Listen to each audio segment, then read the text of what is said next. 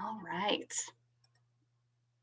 Today we have a wonderful panel assembled for you. We have Veronica Dabney, kindergarten teacher at Longfellow Elementary School, Sue Kemper, kindergarten teacher at Hatch, Grace Tipton, a K through 2 self-contained special education teacher at Phi, Betsy Parkinson, our elementary curriculum specialist, and Dr. Ebony Lofton, our chief academic and accountability officer. And as I said, I am Emily Fensky, our director of organizational learning. I'm going to pass it off to Dr. Lofton to welcome us as well. Thank you, Emily. So thank you for joining us. It's such a wonderful experience to kind of see everyone today. And thanks for joining us on this lovely Thursday afternoon.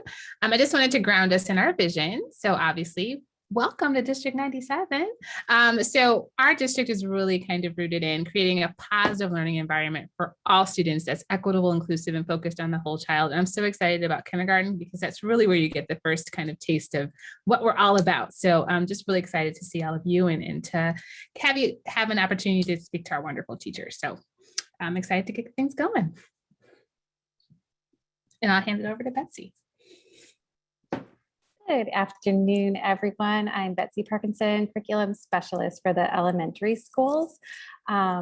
You are about to embark on such a great adventure with your kiddos, and they are going to learn so much next year. It is just a year of huge leaps and bounds. So we wanted to share with you what their day might look like. We want you to be able to envision what it might look like for your kids as they head off to kindergarten. So this is a sample schedule. Each school and each teacher will have a little bit of flexibility and some other things that they'll need to work around. But most kindergarten classes will start their day with a morning meeting or some circle time. A big chunk of the morning is set aside for reading and writing.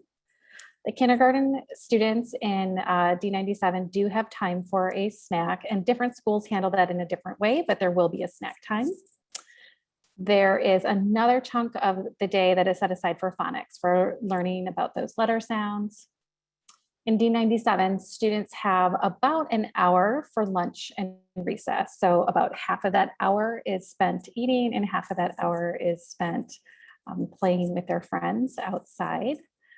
Definitely one of the things that will be a big adjustment. Every kindergarten student in District 97 will attend special area classes. So there is about an hour of music and art and PE. Our D97 students attend Spanish classes 3 times a week and library 1 time a week. There's also math workshop, which is math. Most kindergarten classrooms have time for their students to play, time to engage in science and social studies, and then the bell rings and your kiddos are off to their after school activities. So I'm going to pass it off, I believe, to Sue. Yes, thank you. Okay. Welcome, everybody. Thanks, Betsy. I'm Sue Kemper. I teach kindergarten at Hatch. I'm going to just go through some of the reading and writing expectations and let you know a little bit about that curriculum. I actually really love this photo because so much of our language arts curriculum at Hatch is embedded in partner work.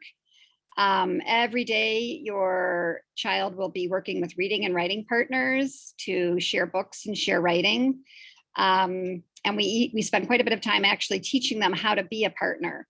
The way these kids are sitting right here in my class, we would call that elbow to elbow, knee to knee. I read to you and you read to me, and even teach them how the book goes in the middle.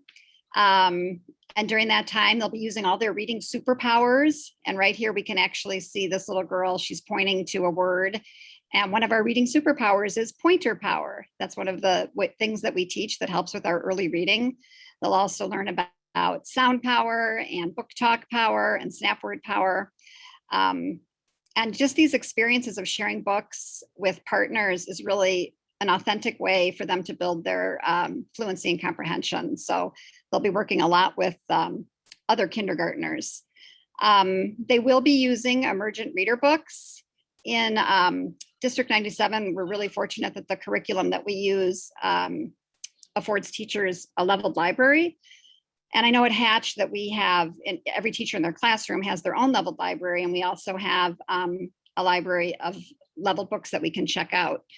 And leveled means that they are at the child's level. So it really helps to meet students where they are, because as you can imagine, children come into kindergarten with quite a broad range of abilities and skills. So this is one way to really be able to give them the kind of reading that they need and are ready for.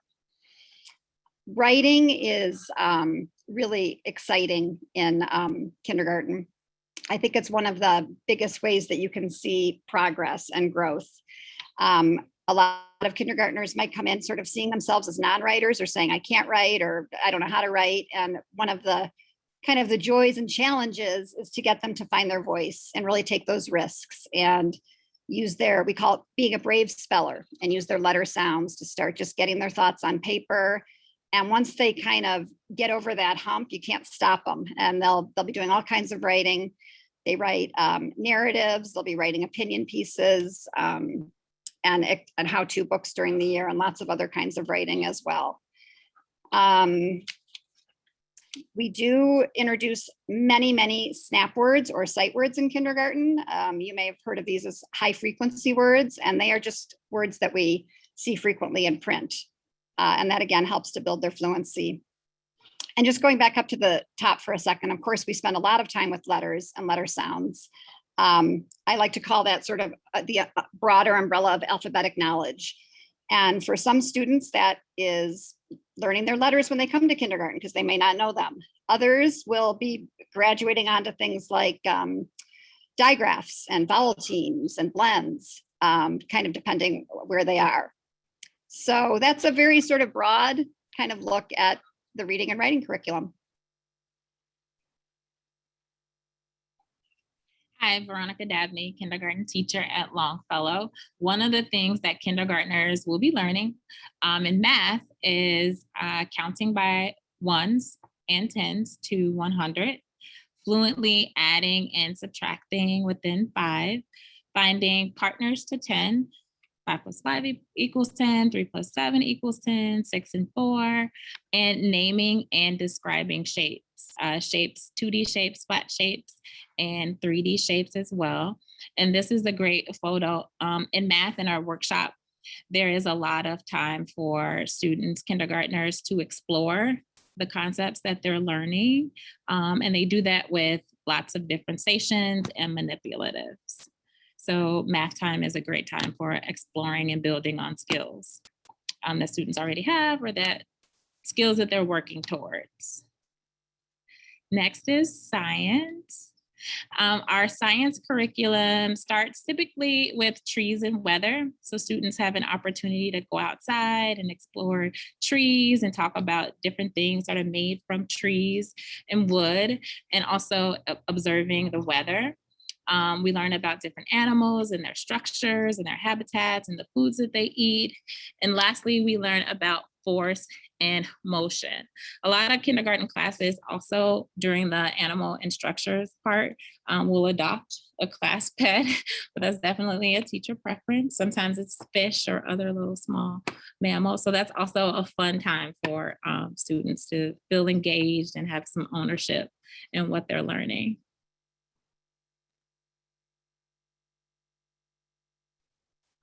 So District 97 has been working on building a social science curriculum that's, I think, really based mostly on inclusivity. And in kindergarten, that sort of revolves around a kind of intense study of identity and how everybody's identity is unique, and we have our own unique identity, and others have their own unique identity as well. And we read and learn and talk about everything from skin color to body size and shape, and learning differences and special needs and disabilities and cultural differences. And kind of embedded at the core of all that is respect for all identities. And also kind of giving students some agency that they can take action when they see that people's identities are not being honored. And I think this really marries well with our social emotional curriculum, which I believe is the next slide, the second step curriculum. And you'll see how that kind of goes well with that. Yes, you took the words right out of my mouth. Yes, we do an awesome program called Second Step where we partner with different teachers, different kids, and we talk about those important differences that we want to celebrate, honor, and respect. And with our social emotional curriculum, we talk about sharing, taking turns, raising our hand, respectfully declining. If you do not wish to share, you have nothing to share. Calming down when frustrated, meaning being able to verbalize I'm frustrated, not throwing our big tantrums that we are leaving behind when we get to kindergarten, and being able to tell somebody what you need, why you're frustrated, and taking a break. Being assertive and kind, or being assertive yet kind, telling your needs, staying strong with that, with your peers, with your teachers, with whomever you come in contact with, and being a problem solver. This district, we really push kids to problem solve on your own. We respect them and we give them the space to try to watch and see if they can do it on their own before stepping in as the adults, and fostering the kids to problem solve with each other if they're having an in-class issue. So we work a lot with those social emotional, and we do Second Step once a week and talk about really important big ideas with the kids.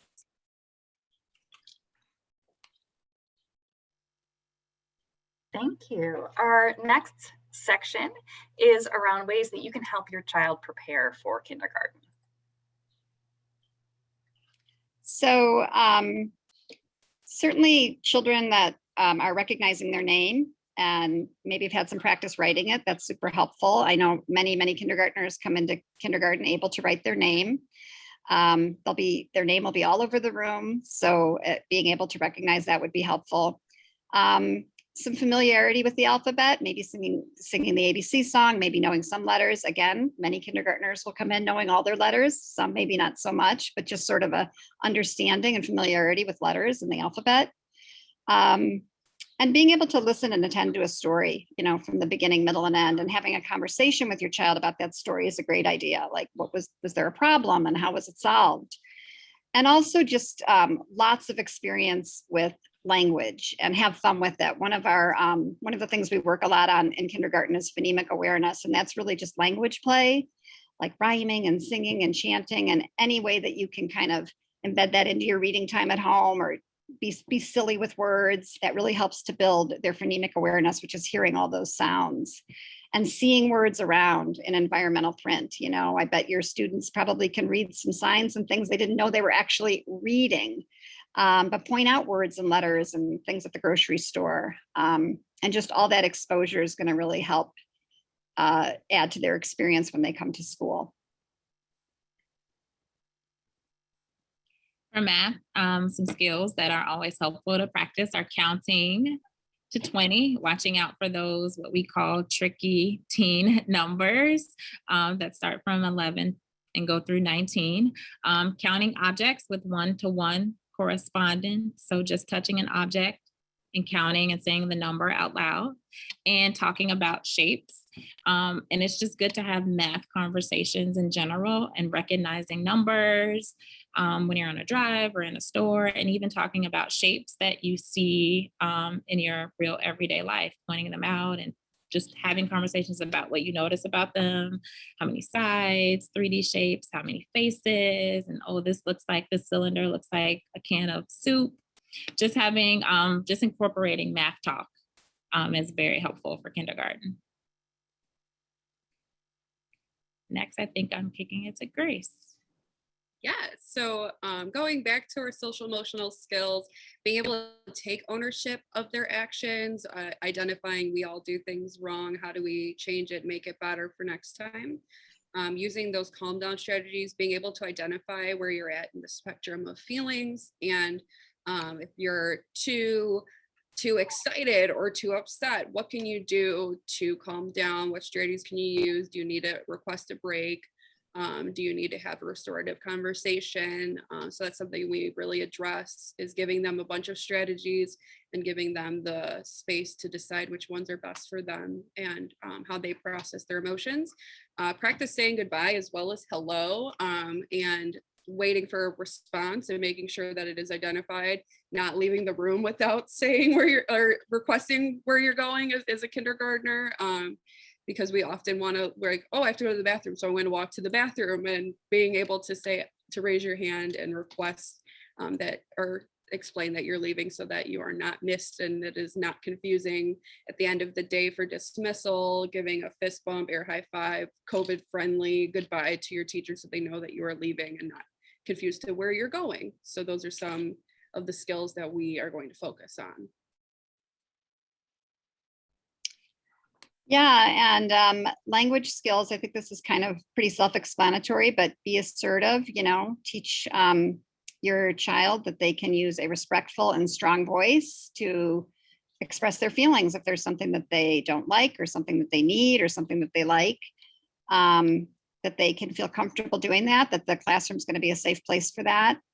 And asking for help, which is something that kind of evolves for a lot of little ones. But if there is something they don't understand, that school's a place for questions and that they should feel comfortable asking their teacher or their friends for help if they need it. And listening and following two-step directions is a great thing to practice. Just see if you can give them, maybe with chores around the house, a two-step direction without repeating it. And if they're having trouble with that, practice it. And if they're able to do that, maybe even move on to three-step directions as well. But all those are great things to practice and work on. Next are some self-help skills that will help your kindergartners. Being able to put on and take off their coats, pants, shoes, or even boots in the wintertime will be super helpful to practice using the bathroom independently. Being able to wipe, flush, wash your hands. We have snack time and the students eat lunch at school. So being able to open and close lunch containers will be very helpful skills, independent skills for kindergartners to practice.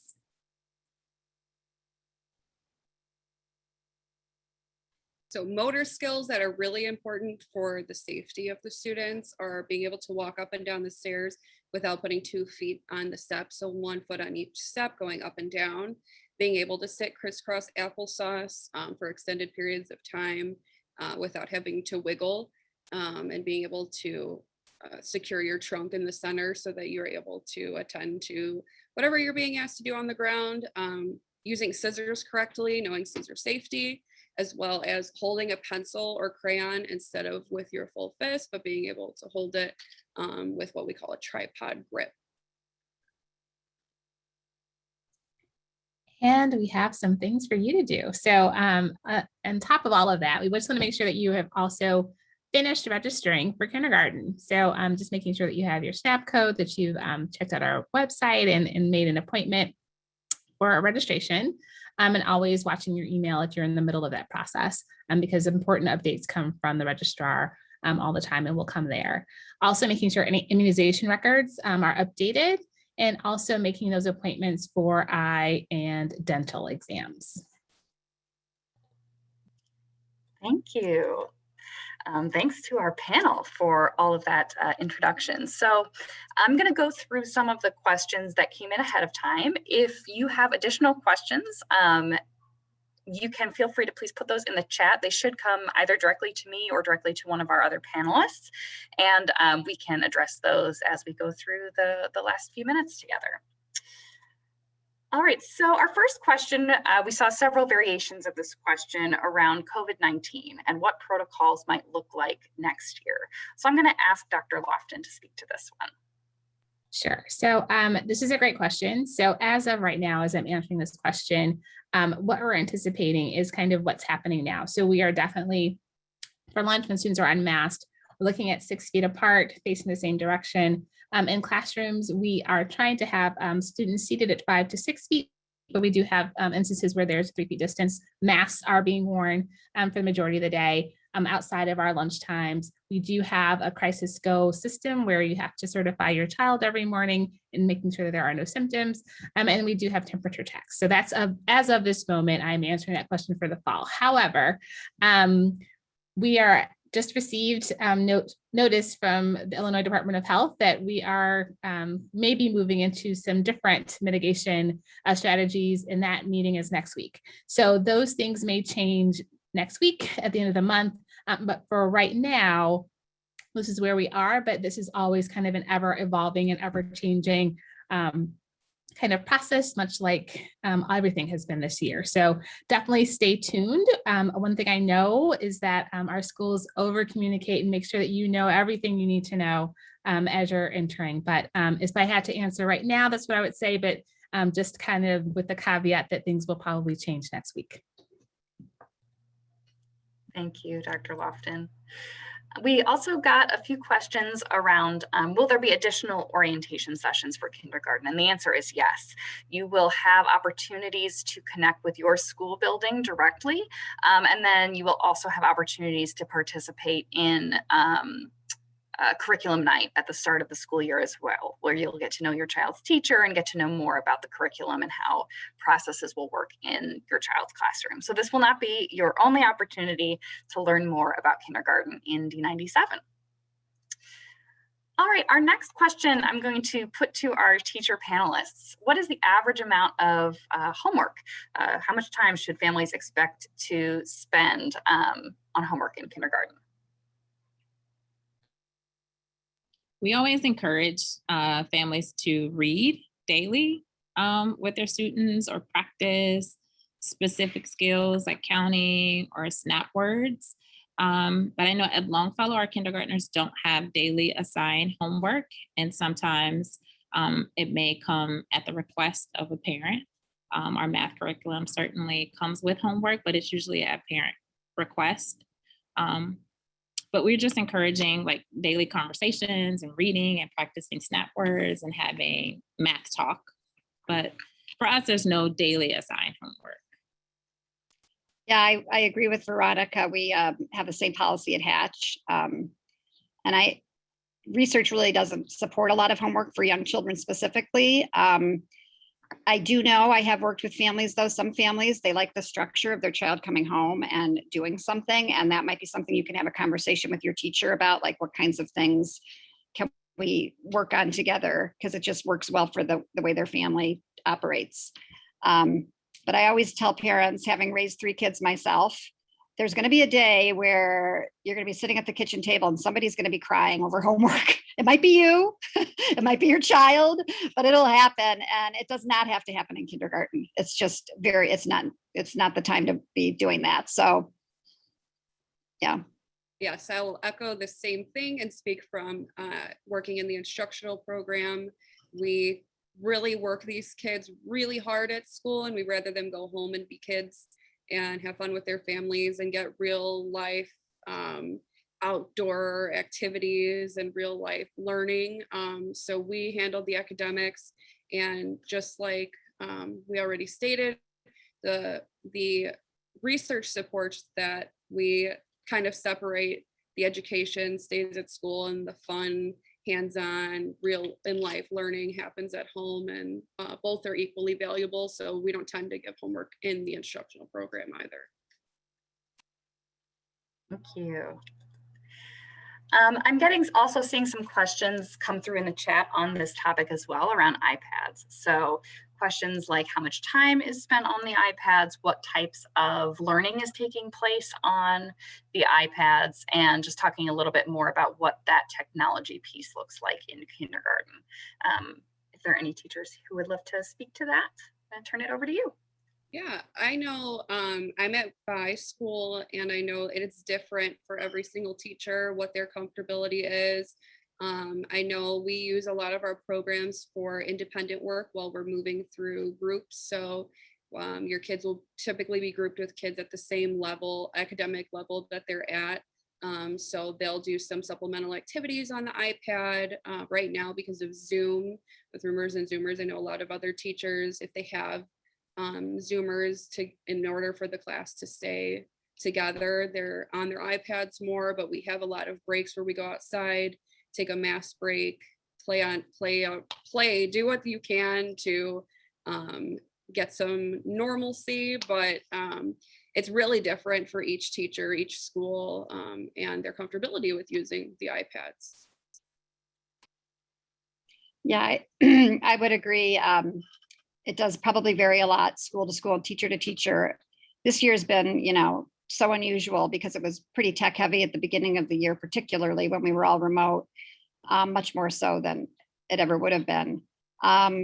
There are a couple of District 97 pieces of or curriculum pieces that they use that are really valuable on the iPad. One is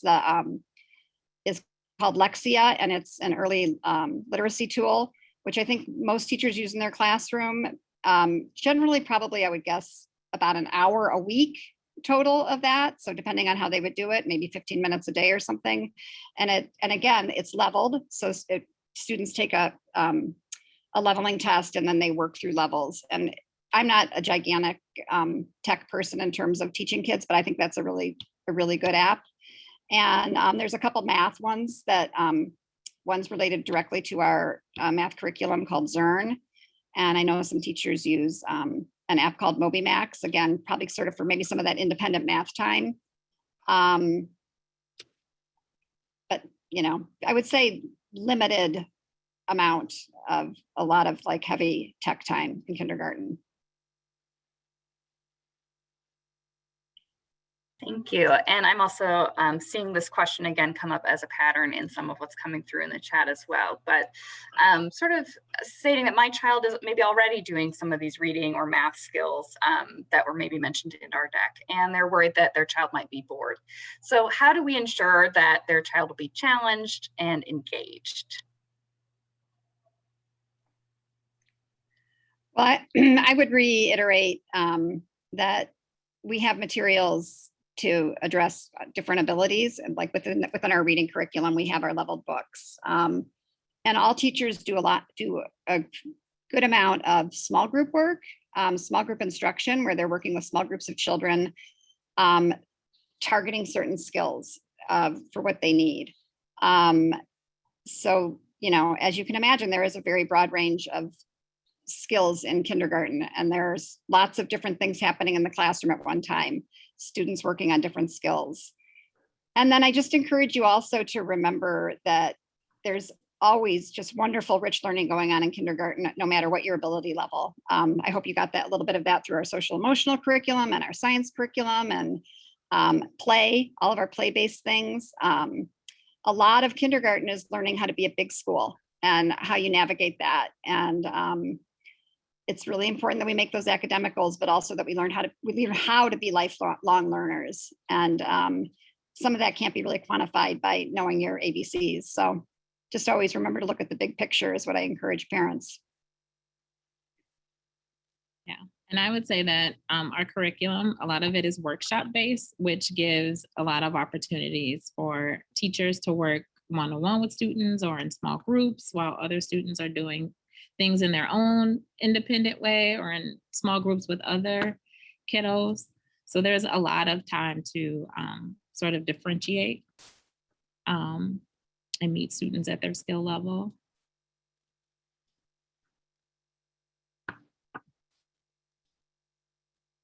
Fantastic. Thank you all for addressing those questions. I am seeing some questions come through in the chat around registration specific questions around forms or who to contact. So many of those are going to go directly to our District 97 registrar. And I'm going to put the link in the chat to our student registration page on the District 97 website. So I encourage you to visit that site and reach out to the registrar directly for questions around forms specifically. For all of the information shared today, you can also access that in our kindergarten brochure, which I am also linking in the chat now. It goes over many of the same points that we talked about in terms of the key kindergarten learning outcomes, as well as ways that you can help support and prepare your child. So it is about 4 o'clock. So I am going to leave those links in the chat for another moment or two. But this concludes our session for this afternoon. Thank you all so much. Thank you to our panel, to our teachers for being here after school today to help welcome our families to the district. Thank you. Thank you, everyone.